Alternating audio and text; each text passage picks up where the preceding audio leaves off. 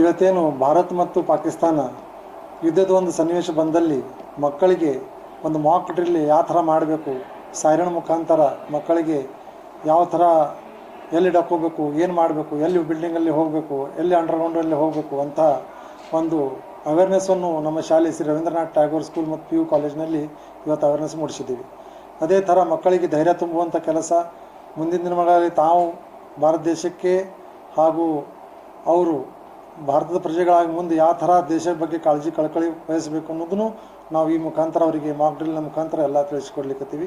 ಇನ್ನು ಮುಂದೆನೂ ಕೂಡ ನಮ್ಮ ಶಾಲೆಯಲ್ಲಿ ಈ ಥರ ಡ್ರಿಲ್ ಮುಖಾಂತರ ಮಕ್ಕಳಿಗೆ ಎಲ್ಲವನ್ನು ಕಲಿಸ್ಕೊಡ್ತೀವಿ.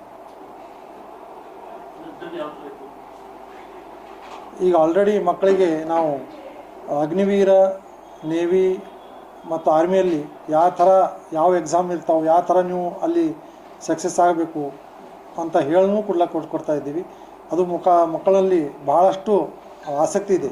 ಈ ದೇಶದ ಬಗ್ಗೆ ಮತ್ತು ಮಿಲಿಟ್ರಿ ಬಗ್ಗೆ ನಾವು ಸೇರ್ಕೋಬೇಕಂತ ಹೇಳಿ.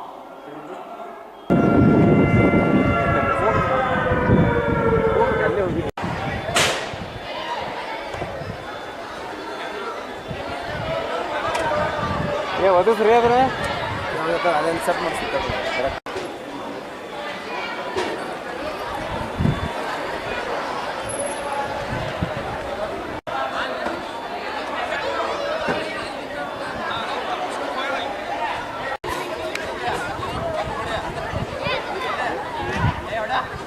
ರೂಪಿ ಕಿಟಕಿಯಾಗದಲ್ಲ ಹೊರಗೆ ಬಾಚೆ ಅವ್ರಿಗೆ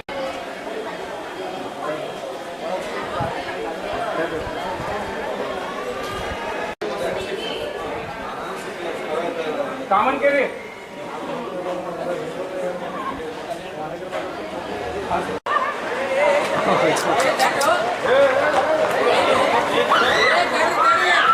ಇದೇನ ಮಾಡಿಲ್ಲ, ಈಗ ಮಾಡಿಲ್ಲ.